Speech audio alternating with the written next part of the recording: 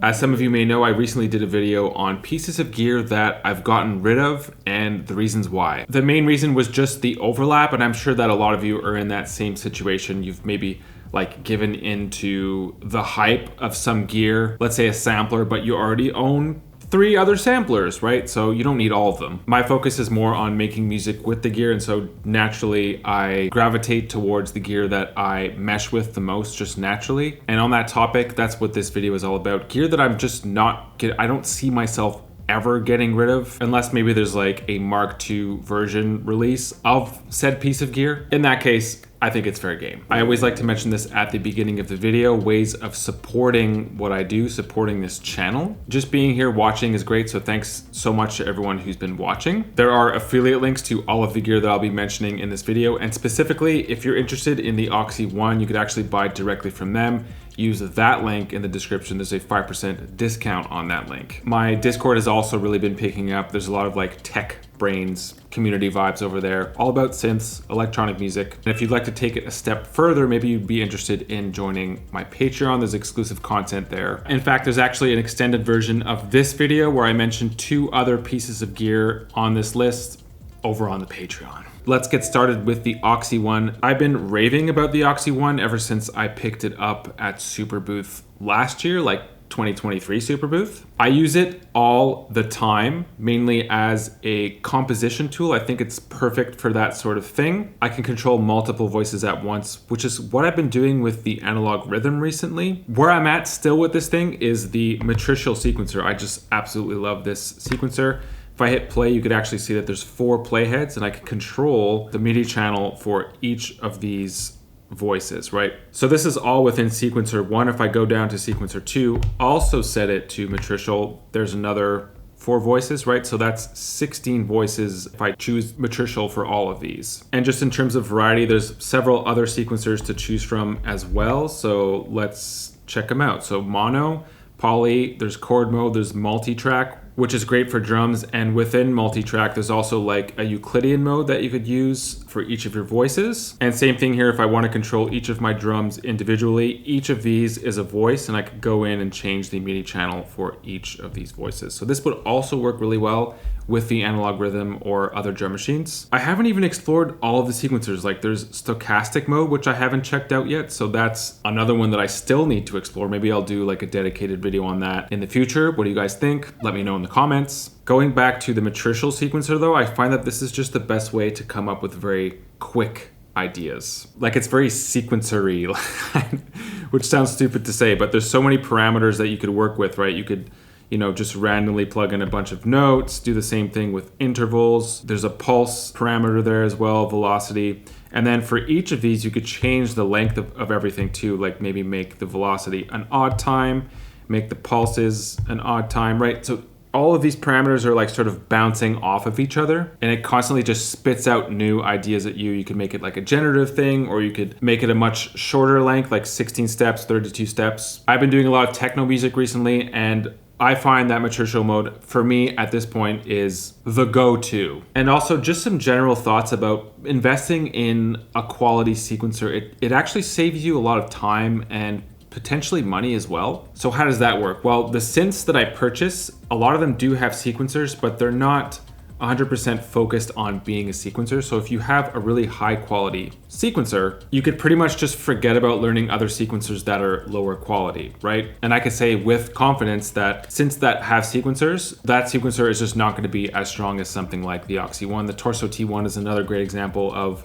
a very strong intuitive sequencer. And in terms of saving money, once you really get a handle on something like the Oxi One, you'll probably find yourself purchasing desktop units instead of like the full unit, synth unit with the keyboard, which tends to be more expensive. So in that case, yes, this is an expensive unit and there's like an upfront fee, but maybe down the line, it might save you money for those reasons I just mentioned. And again, just a reminder, if you're like on the edge and really interested in the Oxi One, use the direct affiliate link. You could buy it directly from Oxi Instruments. There's a 5% discount on the Oxi One if you use that link. I recently purchased a bunch of Elektron gear. I also got rid of some Elektron gear as well. I picked up the Digitakt 2 as well as the analog Rytm MK2. This one's been a long time coming, and surprise, I got rid of my OG Digitakt because the Mark II is just better in pretty much every way, I think. I also got rid of my Digitone and immediately filled in the FM slot with the OP6 Mark II.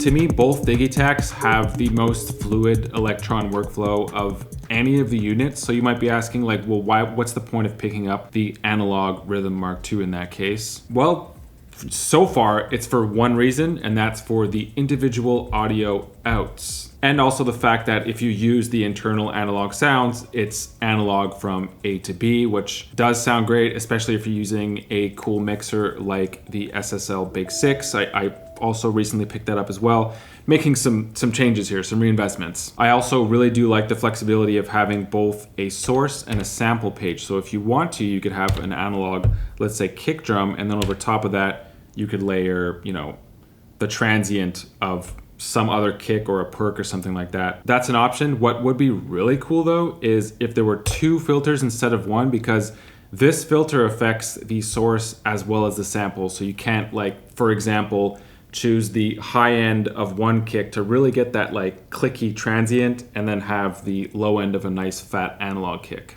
Much like the Digitakt, it also has a very smooth workflow. It's also just really slick looking. Like, I like the aesthetic of it. There's 12 voices in total, and some of them get combined with the audio outs. These two together are monophonic, so they'll cut each other off. Same with rim shot as well as clap and cymbal and cowbell. And medium tom and high tom. I did enough research, and I'm definitely familiar enough with Elektron sequencers to pretty much know exactly what I was getting into with this one. I've already heard several times that this is like one of the strongest drum machines on the market. Another thing to point out is that because this is an Elektron sequencer, it's great for composition, really like precise per step parameter changes and things like that, like all other Elektron sequencers. I've also seen it used a bunch as a performance tool as well. I definitely have some more exploring to do in both of those realms, but it seems to maybe not dominate, but it seems to be popular in both as a composition tool and as a live performance tool. So that's cool. If you're a fan of this channel, you already know that I like to make comparisons. So in this case, I'm going to compare it to the TR-8S, which is definitely a very strong performance tool, which also has 8 individual outs, and it's a lot more affordable.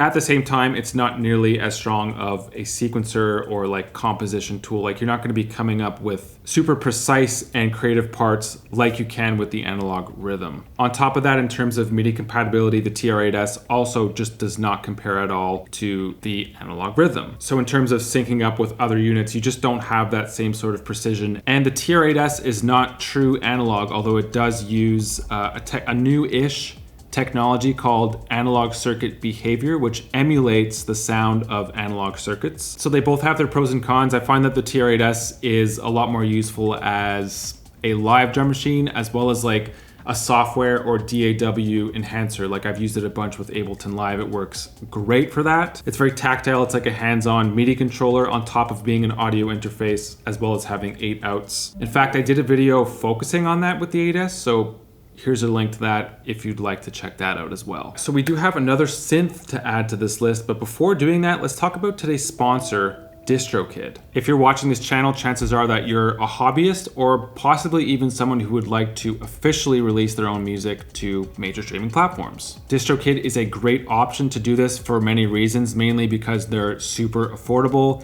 They offer a bunch of free promotional tools as well, and they're specifically catered to independent artists and producers looking to release their own music. And here's a few reasons why they're great. In terms of what's new, they recently released a smartphone app, which makes checking your important DistroKid stats easy and accessible. The app is now available on Android through the Play Store. Essentially everything that you've been able to do on the DistroKid desktop app, you're now able to do through your smartphone. In fact, here's a list of key features that the app offers you. You might want to pause it now if you want to check them out. In today's day and age, we all know how many hats we have to wear as artists and producers. It can just be a lot, so write the music, produce the music. Then you've got to create content to promote it a few weeks before it's released. Then you've got to continue creating content after it's been released to promote it. It's a lot, and I'm not saying that DistroKid does all of this work for you, but they do make it a lot easier for us with the free promotional tools that they offer. The one I use most is Hyperfollow. It's essentially a free landing page or link tree. It's super clean. You could link maybe your latest video, your latest single, other important links you'd like to lead people to. I also use promo cards whenever I release a single. Just select the single that you would like to promote and it'll auto-generate a few different options for you to choose from. Go with DistroKid. It's just over $20 a year to release unlimited music to all major streaming platforms. You keep 100% of your streaming